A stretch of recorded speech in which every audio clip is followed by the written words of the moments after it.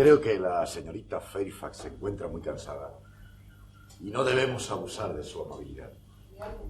¿No se encuentra bien? Hemos sido muy egoístas. No es nada, solo un poco de cansancio. Por favor. Lo siento.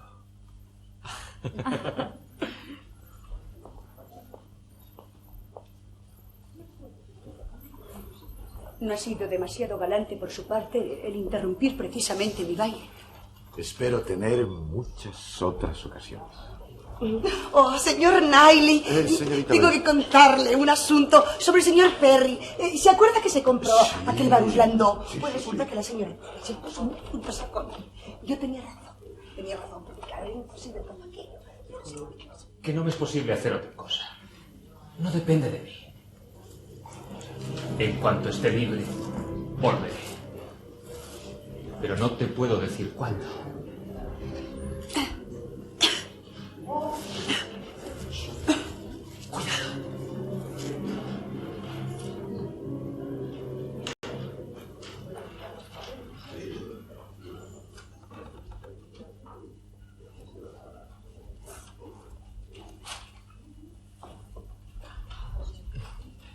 Me pareció verla en el jardín. Sí. Tal vez me haya oído. Hablaba en voz alta. Es una extraña manía. Disculpable en un caballero con tantas... ¿Preocupaciones? No quise decirlo. Pues sí, las tengo. Y le confesaré que a veces hasta me siento un poco agobiado por ellas. Pero me basta poder conversar un momento con usted para verlo todo más claro. Tal vez le pida un consejo. Cuente con él. Un momento. No opinan todos que el joven señor Weston y la señorita Woodhouse flirtean descaradamente. Nosotros dos sabemos que eso no es cierto.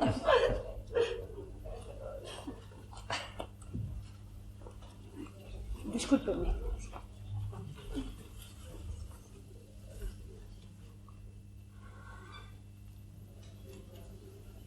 Señorita Fairfax. Es usted. Hágame un favor, se lo ruego. Diga a mi tía que me he ido. No puede irse sola. Por favor. ¿Pediré el coche? No. Estoy cansada, pero no esa clase de cansancio que impide andar. Señorita Woodhouse, usted y yo sabemos lo que es ese otro cansancio del alma. La mía está agotada.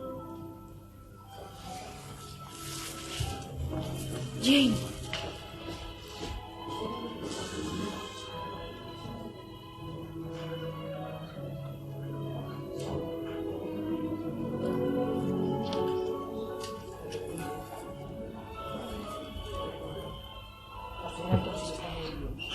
Excelente idea. Pero propongo el juego de los países. Permite hacer gala de nuestros conocimientos de viajes. Sí. Si de lo que se trata es de buscar un juego, propongo uno muy divertido. Es muy sencillo. ¿Qué está pensando cada uno de nosotros en este momento? ¡Oh, qué ocurrencia, por favor! Es una tontería. A mí particularmente no me importa lo que piensen algunas personas. De eso se trata precisamente. De decir las primeras cosas tontas o disparatadas que nos vengan a la mente.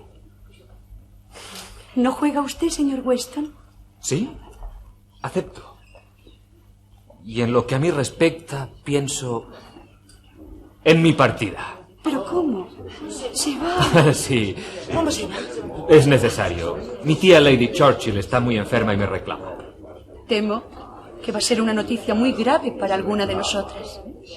No creo que nadie sienta especialmente mi ausencia, al menos con un sentimiento diferente al de la amistad.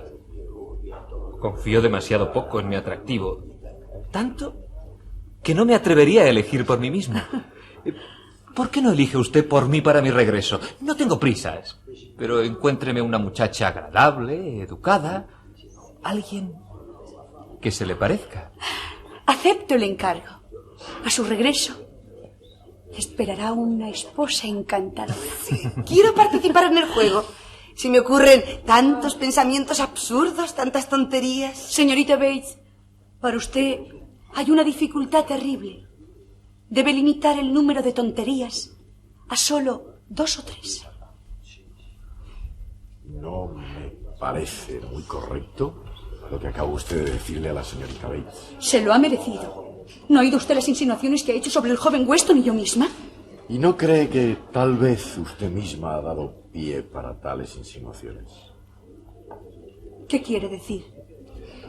Quiero decir, querida señorita Wouters, que su conducta es muy extraña. Primero, nos hizo creer a todos que pensaba usted enlazar a la señorita Fairfax, esa deliciosa criatura, con ese petimetre de Frank Weston. Después nos ha parecido que sus galanterías le gustaban tanto que pensó quedárselo para usted misma. Por Dios, Emma, no fue esto precisamente lo que ocurrió con Elton. Va a caer en el mismo error. No teme lo que pueda pasar. Temo lo que ya está pasando.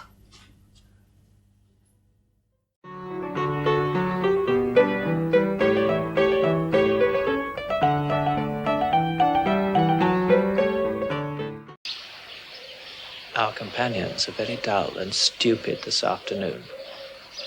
What shall we do to rouse them, eh? Shh, Mr. Churchill.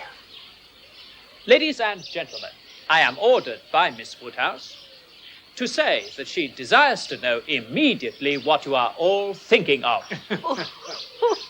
Really, Mr. Churchill? Well, come now. Is nobody going to rouse themselves a little? Is Miss Woodhouse so sure she would really like to know what we are all thinking? Well said, Knightley. Hurrah! Well said indeed. No, to be honest, I should not. Not by any means, thank you. Really, such childishness. I declare I'd quite outgrown such antics by the time I'd left the nursery. I see I must attack them with more address. Ladies and gentlemen, Miss Woodhouse waives the right of knowing what you are all thinking and only requires something very entertaining from each of you in a general way. Her demand is either for one thing, very clever, prose or verse, original or repeated, or 2 things, only moderately clever, or 3 things, very dull indeed. And she promises to laugh heartily at all of them, do you not? I will do my best, certainly. Well, come now, ladies and gentlemen, who will begin? Oh, dear. Miss Smith. No, Mr. Weston, I couldn't possibly. Oh, well, come, somebody, please. 3 things, very dull indeed, did you say? Oh, well, that will just do for me, will it not? I'd be sure to say 3 very dull things as soon as I open my mouth. Shall I not, Miss Woodhouse? Ah, yes, but on this occasion I fear you will be limited to only 3, Miss Bates. That is the difficulty.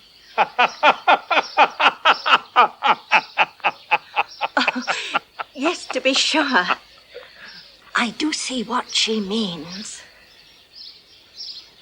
I must try to hold my tongue in future. I like your plan, Emma. I'll do my best. How will a conundrum do, eh? Oh, it would rate low, sir, I'm afraid. Very low. No, it shall not. Not from Mr. Weston. Come, sir, let us hear it. Very well, then. What 2 letters of the alphabet express perfection? It's not very clever, I'm afraid, but it's the best I can do for the moment. 2 letters that express perfection. I'm sure I do not know. I'm quite sure you'll never guess, so I'll tell you. It's M and A. Emma. Oh, do you see? Do you get it? Very good. Well, really. And now we know, do we not, the kind of clever thing that is wanted. But perfection should not have come quite so soon. Mrs. Elton, you are extremely quiet. I'm sure you have some witty thing to contribute. Pray excuse me, Mr. Churchill, if you will. I'm not at all fond of this kind of thing, I'm afraid. Miss Woodhouse must forgive me, but I'm not one who has witty things to say at everybody's service. I really must be allowed to judge when to speak and when to hold my tongue.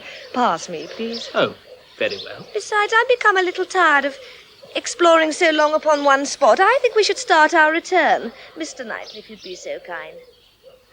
Allow me, Miss Woodhouse. Thank you, Mr. Come Churchill. along, Miss Bates. Let me give you a hand. Oh, how kind. There we Oh, are. stiff. Now, then, if you take this, Thank you. I'll bring the rug. Well, now, I do hope you've enjoyed your day. Oh, yes, thank you, Mr. George. Mr. Knightley. Yes, sir, very good. You and I have scarcely spoke the whole afternoon. Emma, how could you? What do you mean? Treat poor Miss Bates in such a cruel manner. Oh, Mr. Knightley, I was only jesting.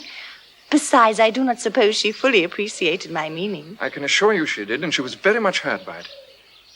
Mr. Knightley, she is a dear old creature in many ways, but really you must admit that in her what is good and what is ridiculous are very finely blended. Oh, I admit it.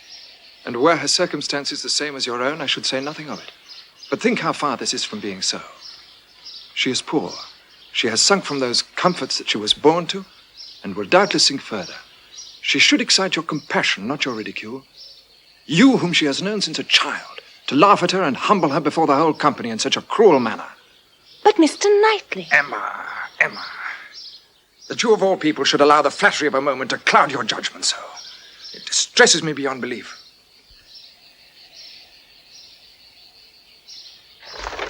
I've collected so many flowers and grasses. Look, Miss Woodhouse.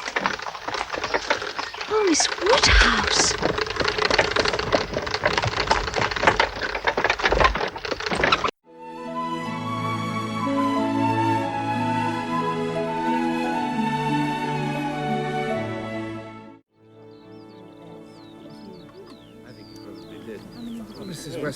I have some wonderful news. I have found a position for you. It is with a choice family in Bath, and the position is one of... I'm most obliged, but I would not consider leaving Highbury. As your protector, I cannot allow you to feel that way. I'm sure everyone agrees with me. What are your options, after all, Jane? These sandwiches are delicious, Mrs. Elton. You really are a gourmet. Well, I never compliment myself, but my friends tell me I certainly know how to make a sandwich. Now, Jane. Shall we all play a game? I command that we each tell Miss Woodhouse something entertaining. You may offer one thing very clever, two things moderately clever, or three things very dull indeed. Oh. And in return, Miss Woodhouse will laugh heartily at them all. I do not pretend to be a wit, though I have a great deal of vivacity in my own way, of course. These diversions are tolerable at Christmas when one is around the fire, but in my opinion, it wastes the outdoors. Miss Woodhouse, you must excuse me. And me. I'm an old married man. And have nothing to say that would please Miss Woodhouse. Or any young lady. Oh, well, I need not be uneasy, as long as we're allowed to read dull things. Very dull, in fact. I shall be sure to say three very dull things as soon as I open my mouth, shan't I? There may be a difficulty. Oh, I doubt that. I'm sure I never fail to say things very dull. Yes, dear, but you will be limited as to number. Only 3. Oh.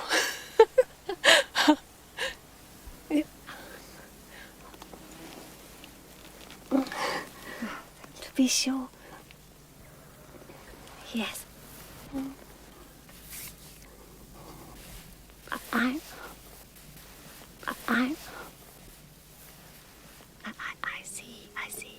I see what she means. I will try and hold my tongue. Oh, I must make myself very disagreeable. Or she would not have said such a thing to an old friend. Oh, just 3. Yes.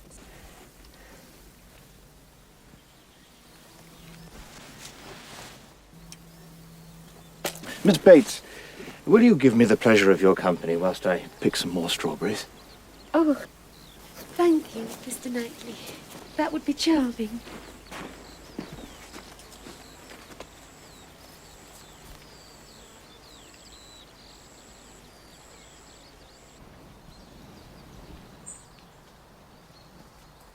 Emma, how could you be so unfeeling to Miss Bates?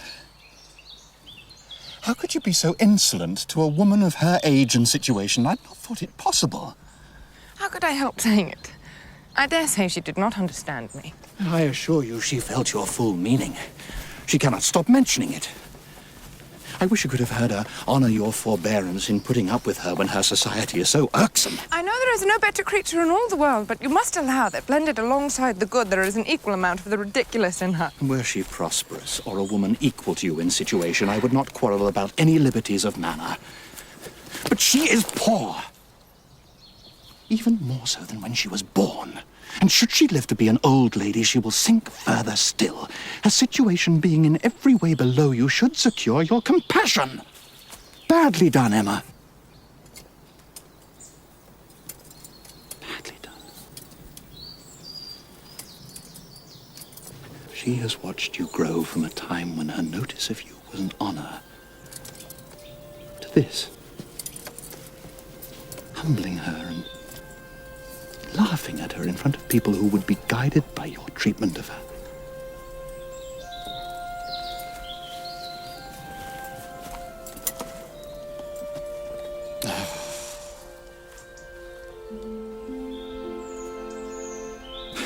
It is not pleasant for me to say these things, but I must tell you the truth while I can. Proving myself your friend by the most faithful counsel. Trusting that sometime you will do my faith in you greater justice than you do it now.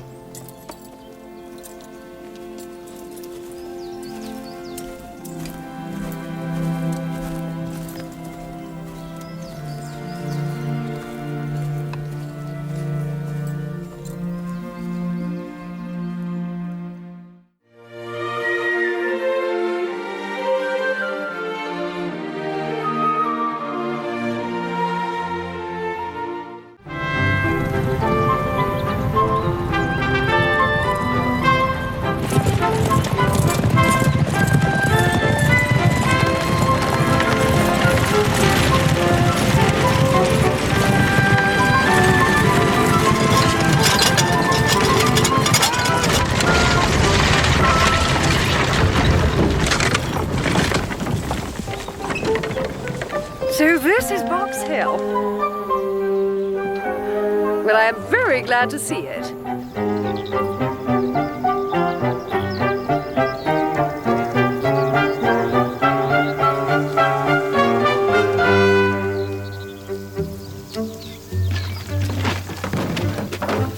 You say at once how much I'm obliged to you for telling me to come today. Miss Woodhouse found me very cross and fatigued yesterday and almost determined to go away forever. Forever? Well, for a while. At least as far as Switzerland. But thanks to her, you see, here I am. I'm very glad she did persuade you. Thank you, Miss Smith. We passed Dr. Perry on our way here on horseback. What happened to Perry's plan to set up a carriage, Father? I heard of no such plan. Yes, you wrote of it in a letter. No, not I. I never heard of it. Lord, how strange. And I suppose... Then I suppose I must have dreamt it. Come, Miss Woodhouse. Come, Miss Smith. Best foot forward. Yes, as I was saying, we came in a party. Captain Fitzwilloughby was at our party, I remember that. And Saturday we had, and then I do not know what happened. Captain Fitzwilloughby was called away by his colonel, and so he had to leave us, and then it came on to rain, and... Are you going to play anagrams? I'm never any good at them. But Miss Fairfax is to be a governess, I understand, so she can teach us all. What do you think this could be, Miss Fairfax?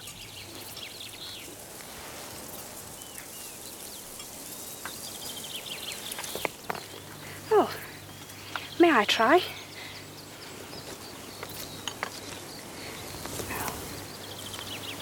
B. U. L. No, I can't do it at all. May I? Oh, please.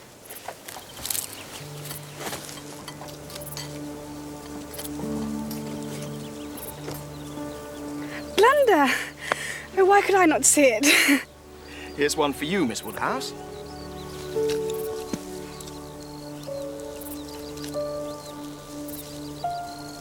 For shame, we're going to take it. I don't want to. Shall I give it to her? No, you mustn't. Miss Fairfax, would you care to apply yourself to this? I didn't know proper names were allowed. Come, what do you all do there? Are you not hungry?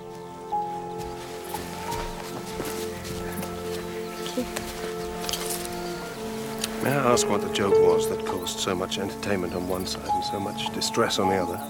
Nothing. It was a silly private joke, that's all. Was it? Emma, are you sure you understand the degree of acquaintance between those two? Between Frank Churchill and Jane Fairfax? Could you really think that? But there is nothing between them, no attachment at all. That is, I presume there is none on her side, but I know there is nothing on his.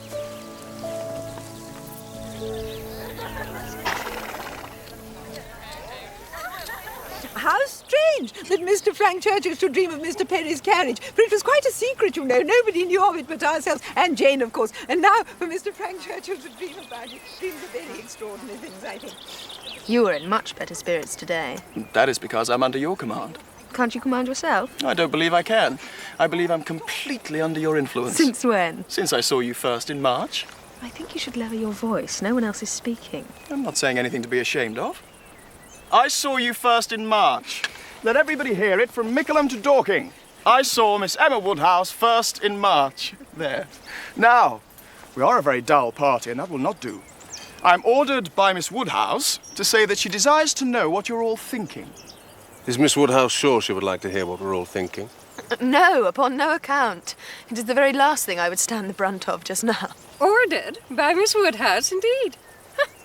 Well, I was never in any circle before where I was ordered or required to do anything. Or when my young ladies ordered married women to do this or that. I think it is only a kind of joke, Augusta. Joke indeed. Some people don't seem to understand proper decorum at all. In that case, Miss Woodhouse orders me to say that she requires something entertaining from each of you. It can be one very clever thing, or two moderately clever things, or three very dull things indeed. More of her orders? Intolerable. Well, I am happy to oblige Miss Woodhouse. Three very dull things indeed. That will just do for me, you know. I shall be sure to say three very dull things as soon as ever I open my mouth, shan't I? Do not you all think I shall? But there may be a difficulty for you, Miss Bates. You'll be limited as to number. Only three at once. Ah, yes, to be sure. I see what she means, and I will try to hold my tongue. I must make myself very disagreeable, or she would not have said such a thing to an old friend. Shall we walk, Augusta? Happy couple. How well they suit each other. Very lucky marrying as they did on such a short acquaintance formed in a public place. How many a man has committed himself on a short acquaintance and regretted it the rest of his life? These things do occur, undoubtedly. But only the weakest character will allow such an unfortunate acquaintance to be an oppression forever.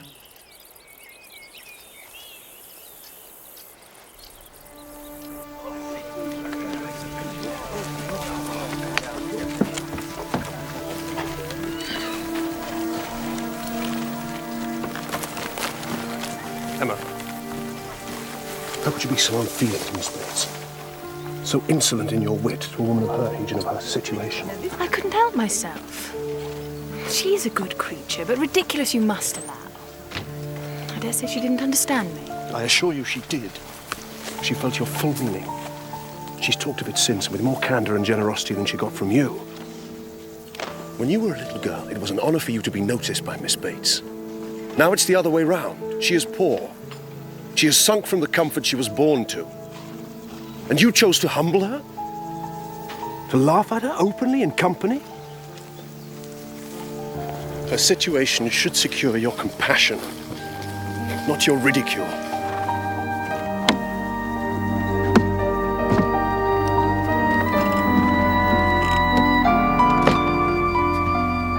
It was badly done, Emma. Badly done indeed.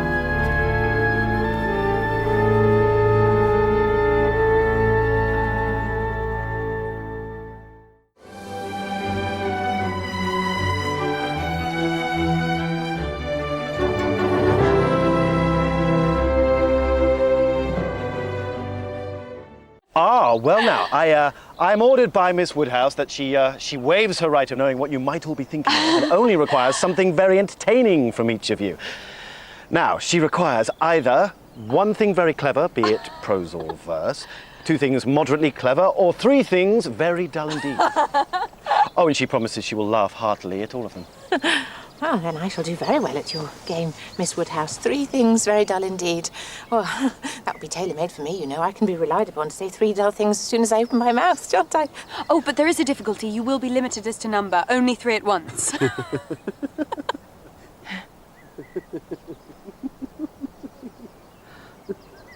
Oh. Yes, I see what she means. I will try and hold my tongue. I must be very disagreeable today. I like this game. I will give you a conundrum. Oh, yes, a conundrum. Let's hear it. It isn't very clever. Here it is. What two letters of the alphabet express perfection? Two letters? Oh, well, I'm sure I don't know. Well, I will tell you. M and A. M, A. Now you understand? Now we see the kind of clever thing required, but he has spoilt it for all the rest of us. Perfection has clearly come too soon. Miss Woodhouse must excuse me. Excuse Mr. E. And Knightley? Jane? We have nothing clever to say. Not one of us. Oh, yes, you must excuse me. I have nothing to say that could possibly entertain Miss Woodhouse. Shall we walk, Augusta? Come, Jane.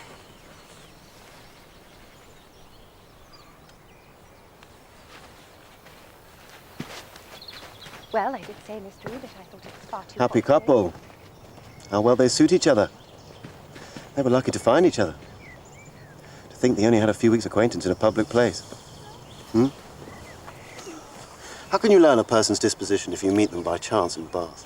It's only by seeing women in their own homes amongst their own set, just as they always are, that you can really form a proper judgment. Very prudent words. How many a man has committed himself on short acquaintance and regretted it for the rest of his life? Maybe. Sorry, you were saying? Maybe some do attach themselves hastily. There is time to recover, surely. A lifetime if one has the will. I mean, it is only weak characters who are determined they will be unhappy forever.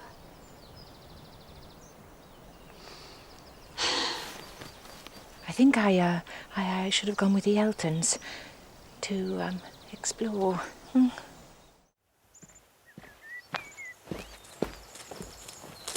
Emma. Have you seen Harriet? I think it's time to leave. Mr. Weston will be calling us back. Emma, I must speak with you. I cannot see you behaving so without speaking my mind. Badly done, Emma. How could you be so unfeeling towards Miss Bates? I did not think it possible. A woman of her age and situation. I couldn't help it. How could I? Nobody could have resisted. It was not so very bad. I dare say she didn't understand. Oh, I assure you she did. She has talked of nothing else since. I wish you could have heard her. How patient you must have been with her all these years when you find her company so tiresome. I'm sorry, of course. She is very good-hearted, everybody knows. But she is also, you must admit, a little bit ridiculous. Yes! And were she prosperous, were she a woman of fortune, I would allow you some liberties. Were she your equal, but she's not. She is poor, Emma. She once lived comfortably, but now the longer she lives, the poorer her situation will be. She should attract your compassion, not your contempt.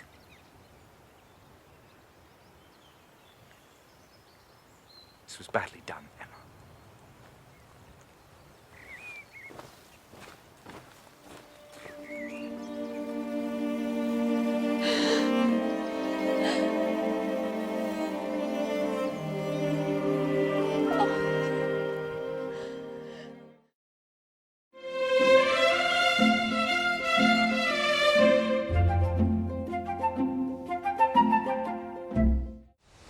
Our companions are excessively stupid. What should we do to rouse them? Any nonsense will serve. Ladies and gentlemen, I am ordered by Miss Woodhouse to say that she desires to know what you're all thinking of. Oh dear. What we are thinking of. Is Miss Woodhouse sure that she would like to know what we are all thinking of? No, no. Upon no account in the world. It is the very last thing I would stand the brunt of just now. It is a sort of thing which I should not have thought myself privileged to inquire into, as chaperon of the party. Very true, my love. Very true. But some ladies will say anything. Best to pass it off as a joke. Everybody knows what is due to you. They are most of them affronted. I will attack them with more address. Ladies and gentlemen, I am ordered by Miss Woodhouse to say that she waives her right of knowing what you may be thinking of and only requires something entertaining from each of you. She demands either one thing very clever, or two things moderately clever, or three things very dull indeed. And she engages to laugh heartily at them all. Oh, very well then. I need not be uneasy. 3 things very dull indeed. That will do just for me. I shall be sure to say 3 dull things as soon as I open my mouth. Ah, Mum, but there is the difficulty. When have you ever stopped at 3?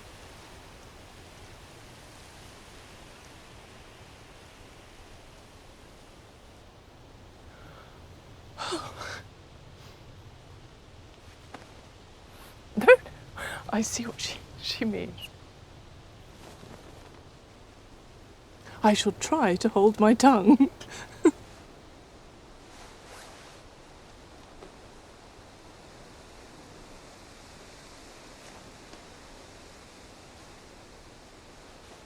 I like this plan. Agreed. I should do my best. I'm making a conundrum. How will a conundrum reckon? No, I am afraid so, but we shall be indulgent. Mr. Knightley, I must have made myself very disagreeable, or she would not have said such a thing to an old friend. I cannot think what I have done. What 2 letters of the alphabet are there that express perfection? What 2 letters express perfection? I'm sure I do not know. What should I tell you? M and A, Emma. Do you understand? Yes. Mr. Weston has shown us how to play this game, but also how to end it. For who can improve upon perfection? I protest I must be excused. I do not pretend to be a wit. I really must be allowed to judge when to speak and when to hold my tongue. Shall we walk, Augusta? Most willingly. I'm very tired of exploring so long on one spot. Shall we join Mrs. Elton? If you please, my dear. With all my heart, I'm quite ready.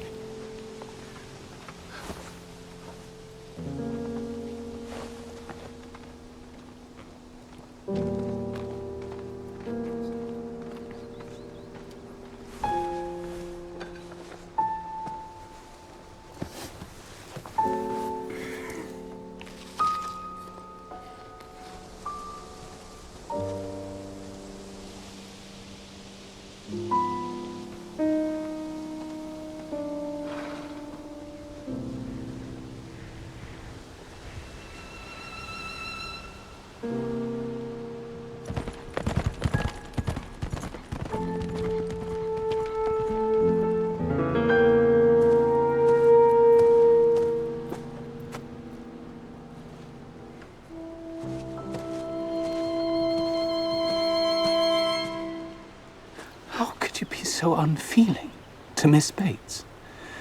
It was not so very bad. How could you be so insolent to a woman of her character and age and situation? I dare say she did not understand me. I assure you she did. She felt your full meaning. She has talked of it since. I know there is not a better creature in the world. I wish you could have heard how she talked of it, with what candour and generosity. You must allow that what is good and what is ridiculous are most unfortunately blended in her. They are blended in her, I acknowledge. And were she a woman of fortune, I would not quarrel with you for any liberties of manner, but she is poor. She has sunk from the comfort she was born to, and if she lived to an old age, she'll probably sink more. She has seen you grow too up hot. from when her notice And of I'm you was tired. an honour, to have you now, in thoughtless spirits, and the pride of the moment, laugh at her. And humble her, and before her niece, and before others, many of whom are entirely guided by your treatment of her. It was badly done indeed.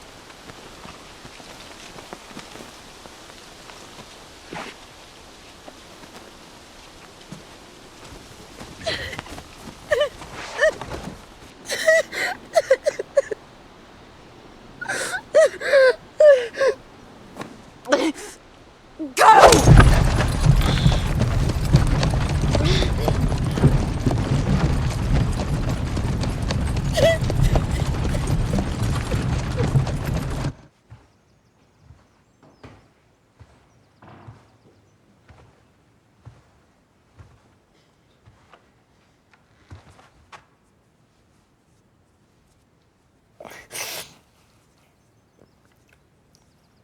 I have been unpardonably vain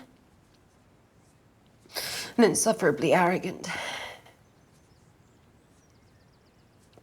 I have been inconsiderate and indelicate and irrational and unfeeling.